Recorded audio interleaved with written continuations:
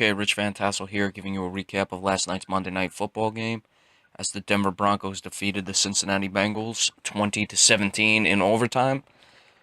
Denver improved to 11-4. Cincinnati dropped to 11-4. This clinched the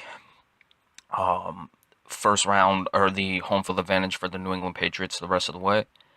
The box score for the visiting Bengals: A.J. McCarron 22 of 35, 200 yards, 1 touchdown, no interceptions. Jeremy Hill running the ball was the top rusher, 19 for 63, 3.3 yards per carry. A.J. McCarron had 4 carries for 21 yards. Giovanni Bernard did not have a good game, 8 carries for 14 yards. Altogether, the team was 33 of 108, which is 3.8 yards per rush, and Mohamed Sanu, the wide receiver, had a rushing touchdown. A.J. Green, 5 for 57 receiving, 1 touchdown. Tyler Croft, 4 for 46. Marvin Jones, 3 for 33. As you see, they clearly missed Tyler Eifert, and they were able to shut down A.J. Green. A.J. McCarron fumbled and lost the fumble. It was the clinching play of the game. Reggie Nelson recovered a fumble. 3 sacks, all belonged to Carlos Dunlap for the team. No interceptions. Mike Nugent was 1 for 2 in his field goals. For the Broncos, Brock Osweiler, 22 of 39, 299 yards, 1 touchdown, no interceptions. C.J. Anderson running the ball, 9 carries, 73 yards. 8.1 yards per rush, 1 touchdown. Ronnie Hillman, 9 for 35, 3.9 yards per rush. The team overall was 21 of 113, 5.4 yards per rush. Owen Daniels was the top receiver, 5 for 70. Emmanuel Sanders, 4 for 67, 1 touchdown. Demaryius Thomas, 7 for 59.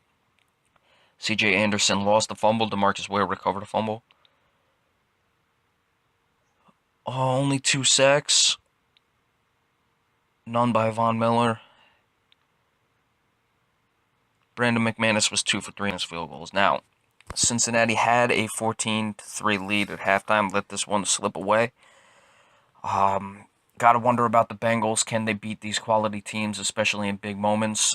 They got the playoffs coming up. We know their playoff history, so it's going to be very interesting to see what they will be able to accomplish the rest of the way. For Denver, they're now locked into the playoffs.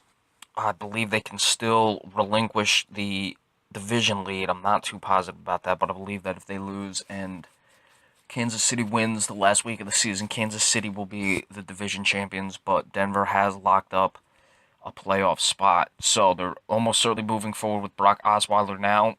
Peyton Manning is still not completely healthy. He was listed as out on the injury report. We're going to see when he is fully healthy what Gary Kubiak will do. I have a feeling he's going to stick with Brock Osweiler, but again, it's been in discussion all year. When you have the resume of Peyton Manning, it's kind of tough to tell that guy no. So it's going to be very interesting to see the rest of the way for Denver.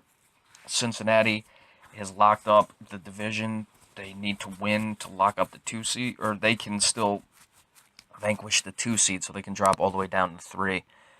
So they got a lot of questions going in. Is Andy Dalton going to be healthy? What can A.J. McCarron do? He suffered an injury last night, so could be another early exit for the Cincinnati Bengals, and yet another year of disappointment for their fans. All right, so that's the Monday Night Football breakdown of last night's game. Once again, Denver defeated the Cincinnati Bengals 20-17. Both teams are now 11-4. We'll be back in just a little bit to give you a weekly NBA report. Thank you.